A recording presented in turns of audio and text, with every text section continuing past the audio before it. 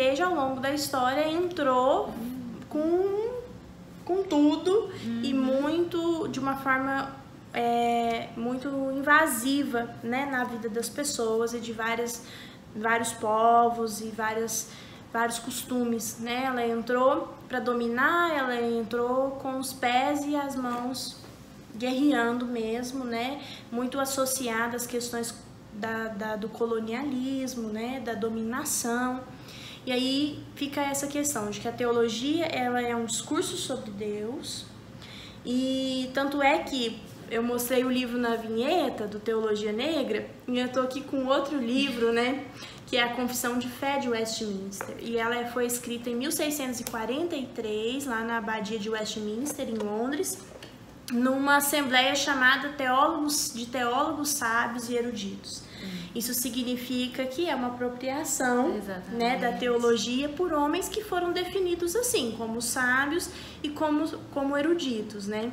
E aí eu acho que a gente é muito treinado na igreja, principalmente eu que venho de uma igreja muito tradicional, como é a igreja presbiteriana, a pensar que a teologia, aí que a própria, né, na verdade, a Bíblia Sagrada, ela é um livro de inspiração divina, e aí quando ele é tomado com literalidade, contraditoriamente também, a gente tem muitas questões que são negociadas. Exatamente.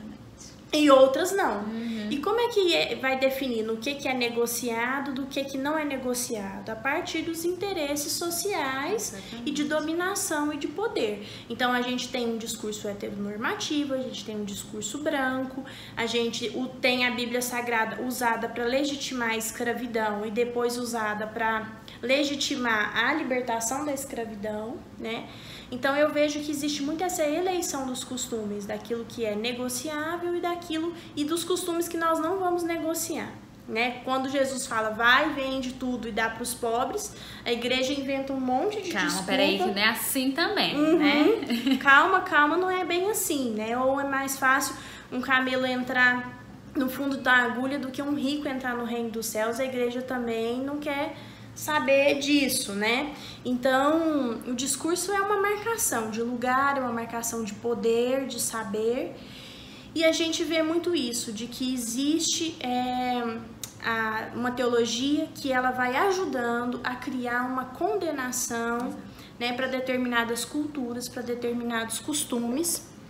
E esse livro aqui do Ronilson, ele colocando que essa teologia branca, ela exclui, essa teologia branca, erudita, refinada, ela exclui várias possibilidades de se pensar Deus, né? E o livro vai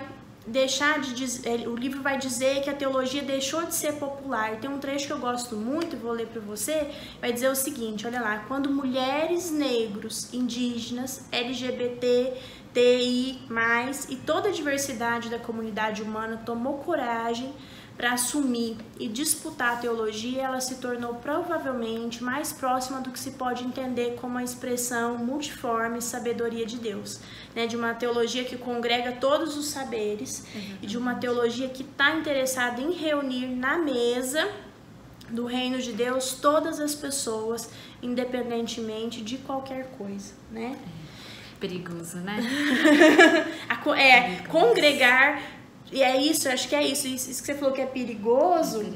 Amedronta, né? É perigoso, porque você parte de um lugar de fala de autoconhecimento de tudo. Você acredita que é Deus.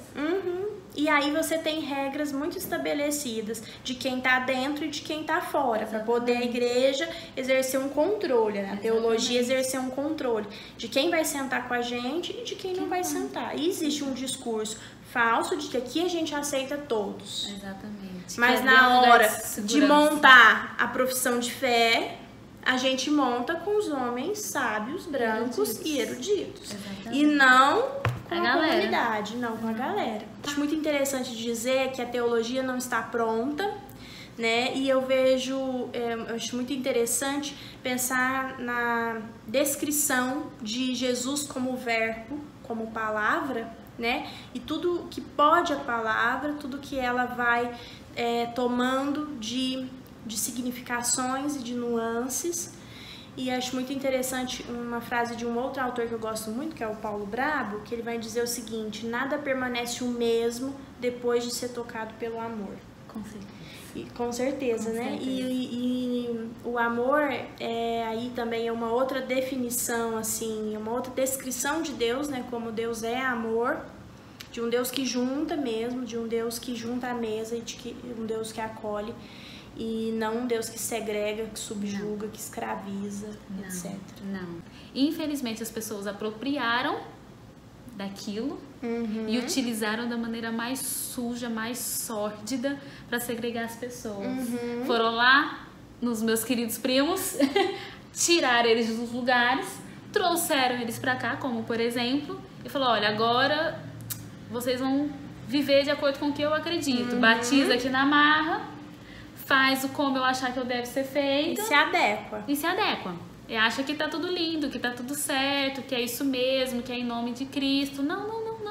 Gostei demais quando você se referiu a Jesus como negro, né? Porque também é isso, né? A arte religiosa, enfim, lá da época do Renascimento, e da razão, e do saber, etc., define um Jesus branco, né? De blush. Esses dias atrás eu vi Jesus de blush. Falei, gente, de chapinha, que rímel. Menina, naquela época, aquele calorão, andando debaixo de sol, com aquele tanto de gente em cima do outro. Não é de jeito nenhum. Mas tem um medo, né? Um medo. De colocar Jesus como negro, né? Tem. É medo, é realmente medo, porque, gente, não faz sentido. Vamos combinar, galera, não faz sentido nenhum. Naquela região, a gente pensar em Jesus, um homem branco. De blush. De olhos azuis. Andando no deserto, que sem suor nenhum. Não, que é Jesus? Você acha que Jesus suava? Que é de jeito nenhum? Que é isso? Perfume, florato, tranquilo. Você tá gravando ainda? Fala por gravar comigo. E aí a gente se vê no próximo vídeo. Satisfação pelo clique, fake, a vontade critique. Não é tão só correr. Tamo aguardando o convite.